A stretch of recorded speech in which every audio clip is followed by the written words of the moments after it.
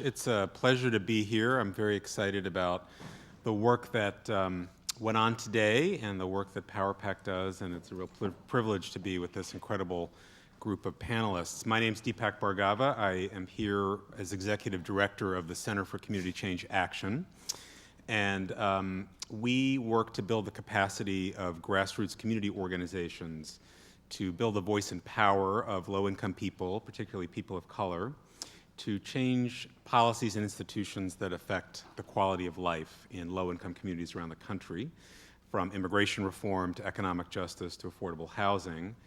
And electoral politics is a big part of that, because who sets the agenda in our country is crucial in determining the agenda that gets elected in our country. So I wanted to talk a little bit today. We're launching a major initiative this year to put the issue of poverty back on the national agenda, a 10-year effort to put the voices, the perspective, the agenda of low-income people on the national political discourse agenda. And my proposition to you is that these issues of poverty, good jobs, economic fairness really are at the heart of any agenda that is going to be designed to appeal to the rising American electorate in our country. There's a lot of hardship in the country. Beyond the official poverty rate, it is the case today that a third of the country lives on a salary of less than $45,000 a year for a family of four. That's 200% of the poverty line. That's more than half of African American and Latino families and individuals, 51% of African Americans, 55% of Latinos. And important to say that in communities of color, even those who are not themselves directly experiencing poverty are really one family member, one house away in terms of their connections and relationship to people who are struggling. The recent polling that's been done really shows dramatically how powerfully resonant issues of increasing the minimum wage, the support for reducing poverty, for a major expanded role for government are in communities of color. There's enormous movement happening in the country, and Ingrid could speak to this very well, but the power of the fast food workers in motion, Seattle passing the country's highest minimum wage at $15 an hour, workers in a whole variety of sectors, from retail to care work organizing, the salience that we saw in the New York mayoral election of issues of inequality and class and race being at the heart of what resulted in de Blasio's victory. So there's a huge opening here to talk to, motivate, and engage the rising American electorate on issues of economic justice. So what's the agenda? And how do we think about an agenda that actually would solve the problems that people face in their lives? Not one that works as kind of a message, but actually would make a big difference in people's everyday lives. And there are three areas that I want to lay out that are at the heart of this new campaign on poverty that we're addressing. The first is to bring wages and productivity into alignment. So what we've seen over the last 40 years in this country is even as productivity, the work of workers has generated more wealth, that wealth is not being shared by them. If the poverty rate had kept pace with economic growth in this period, as it did for the previous 30 years, the poverty rate would have dropped to 0 in 1986 and stayed there ever since, despite the Great Recession. That's what a big factor the uneven distribution between labor and capital is in our economy.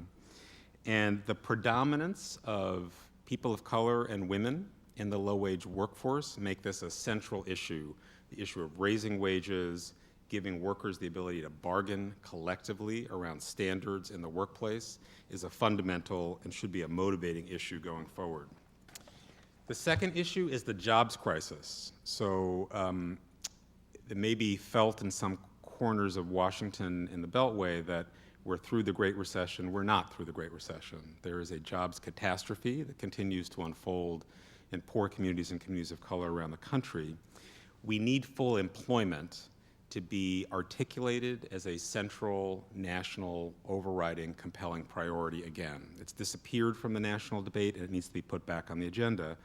And as my friend Patricia Baumann said to me a few years ago, there's a lot of meaningful work to be done in this country, from fixing bridges and roads and tunnels to dealing with the care crisis, whether it's universal pre-K and child care, to the other end of the spectrum in terms of elder care, to dealing with climate change, both mitigating climate change and dealing with the effects of climate change that are happening right now and the resilience that communities will need to cope. And there's a role for government and there's a role for the private sector, but let's be clear, the market alone will not solve this problem. So articulating a bold job strategy and job creation strategy has to be a key piece. And then the third part of the agenda is being very clear about the racialized obstacles that exist for millions of people in this country to advancing in the economy. We have a system, a criminal justice system that has produced millions of people behind bars who are unable to meaningfully reintegrate into the economy and society when they come out at huge cost, not just to them, but to their families, whole neighborhoods, whole cities, with a devastating consequences for our economy as a whole, and the loss of human talent and potential is enormous. We'll talk about the immigration aspect in a minute, I know, but the economic aspect of millions of people living without basic rights and their ability to be hyper-exploited in the economy is part of has to be a central part of an economic agenda. So if we did these things, if we increased wages dramatically, if we had a full employment agenda and we tore down racialized barriers for people of color to prosperity and to advancing in the economy, we would reduce poverty in this country by 80%.